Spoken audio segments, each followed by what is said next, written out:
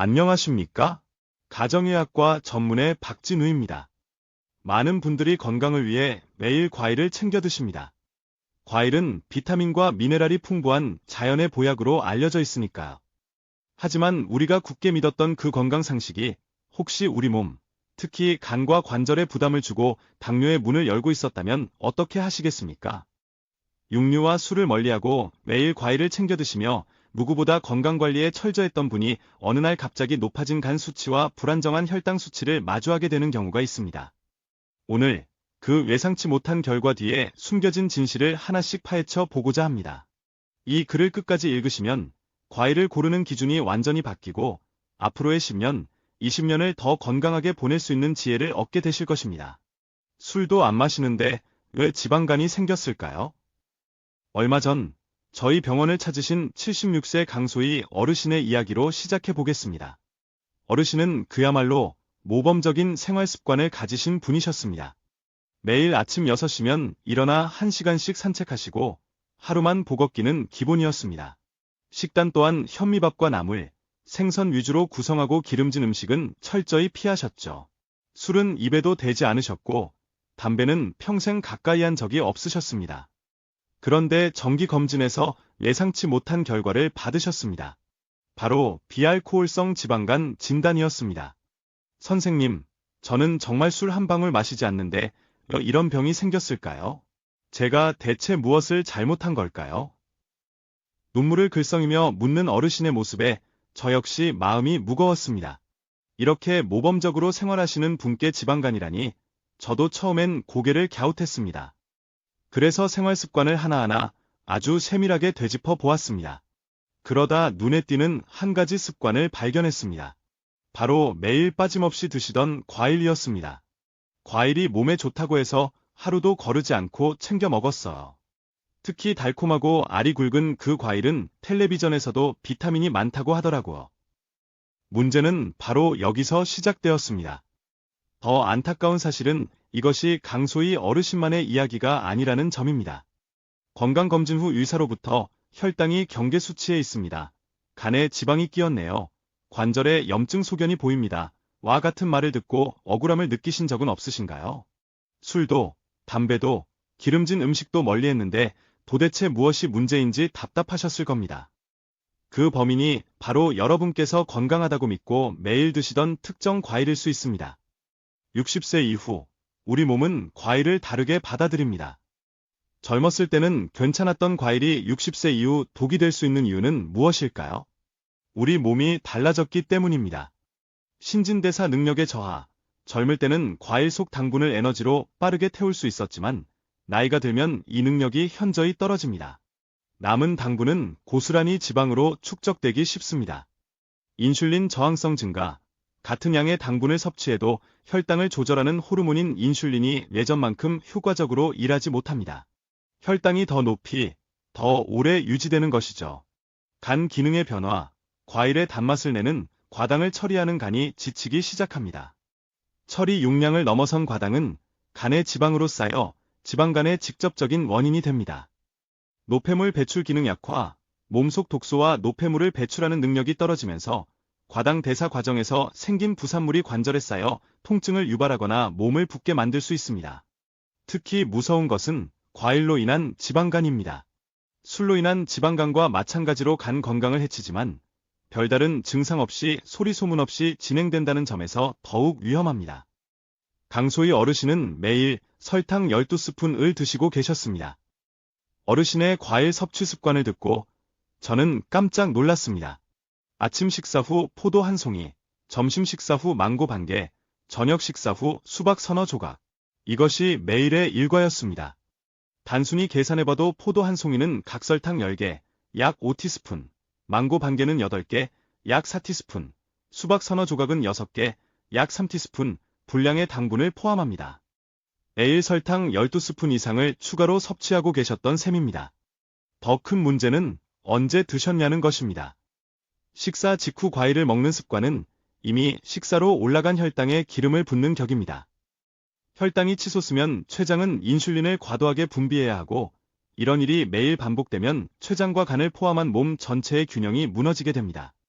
저는 어르신께 과일을 바꿔보자고 제안했습니다. 포도, 망고, 수박 대신 키위, 자몽, 토마토로 바꾸고 섭취 시간도 식후가 아닌 식전이나 식간으로 옮기시도록 했습니다. 양도 절반으로 줄였습니다. 3개월 후 어르신의 얼굴에는 환한 미소가 번졌습니다. 간 수치는 완전히 정상으로 돌아왔고 초음파 검사에서도 지방간 소견이 깨끗하게 사라졌습니다. 선생님, 정말 과일만 바꿨을 뿐인데 몸이 이렇게 달라지네요. 그동안 제가 제 몸을 괴롭히고 있었어요. 이것은 기적이 아니라 올바른 선택의 결과였습니다. 60세 이후 부담이 될 수 있는 과일 3가지. 이제 구체적으로 어떤 과일들을 주의해야 하는지 말씀드리겠습니다. 포도. 달콤함 속에 숨은 관절의 적. 포도 한 송이는 약 5티스푼의 설탕과 맞먹는 당분을 함유하고 있습니다. 더 큰 문제는 포도의 과당이 우리 몸에서 대사되면서 유산 수치를 높인다는 점입니다. 요산이 관절에 쌓여 결정체를 이루면 칼로 베는 듯한 극심한 통증을 유발하는 통풍의 원인이 됩니다. 68세 이민준 어르신은 건강을 위해 매일 아침 포도를 드시다 극심한 발가락 통증으로 응급실을 찾으셨고 통풍 진단을 받으셨습니다. 포도를 끊고 나서야 비로소 고통에서 벗어날 수 있었습니다. 망고, 혈당을 폭발시키는 열대의 유혹. 달콤하고 부드러운 망고는 당분 함량은 매우 높은 반면 식이섬유는 적어 당분이 혈액으로 매우 빠르게 흡수됩니다. 이는 혈당을 급격히 치솟게 만들어 혈당 롤러코스터를 타게 합니다. 72세 최지의 어르신은 망고를 너무 좋아해 매일 반 개씩 드시다가 3개월 만에 당뇨 전단계 진단을 받으시고는 이렇게 마시는 게 독이었다니 라며 눈물을 보이셨습니다. 수박, 간을 지방으로 채우는 시원한 함정. 여름철 갈증을 해소해주는 수박이 안전할 것이라 생각하기 쉽습니다. 하지만 수박은 대부분이 물로 이루어져 있어 포함된 당분이 혈관으로 번개처럼 흡수됩니다.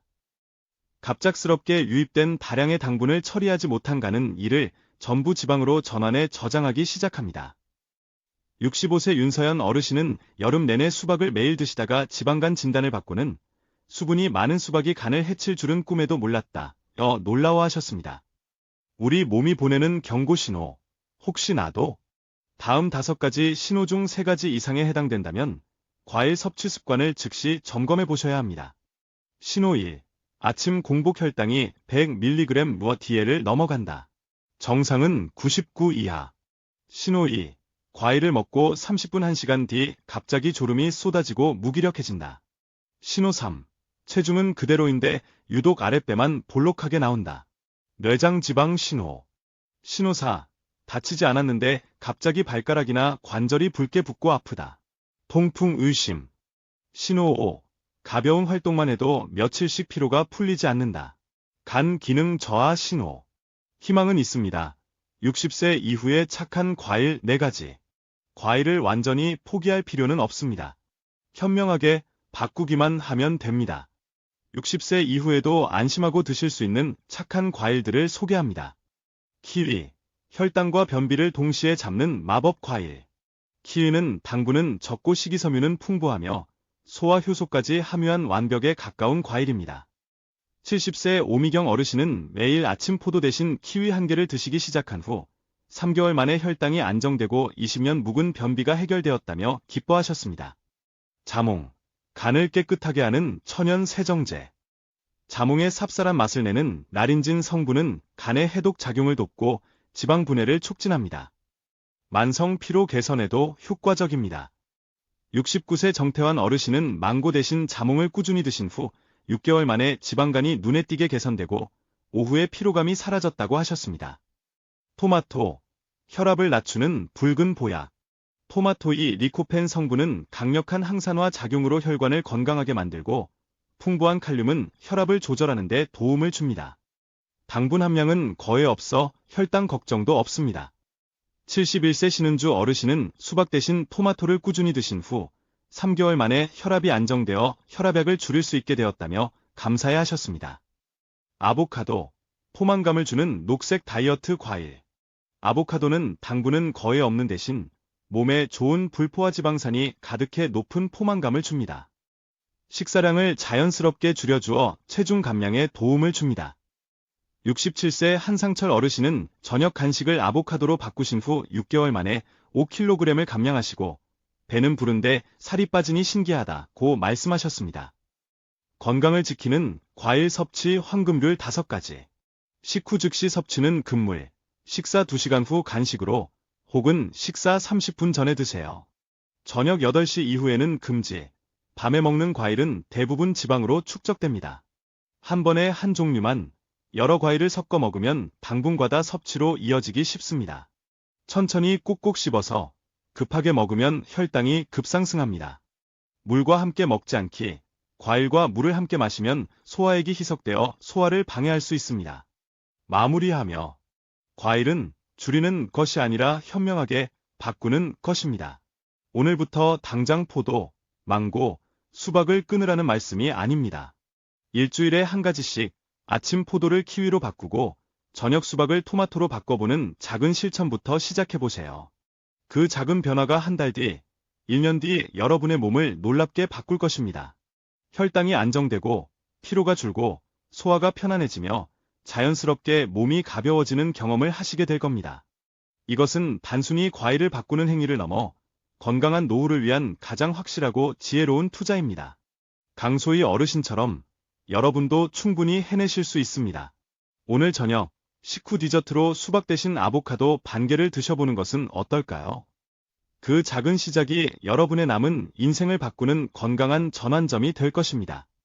본 정보는 건강 정보 제공을 목적으로 하며 전문적인 의학적 진단이나 처방을 대체할 수 없습니다. 개인의 체질과 건강 상태에 따라 결과는 달라질 수 있으므로 모든 실천은 본인의 판단과 책임하에 신중하게 결정하시기 바랍니다.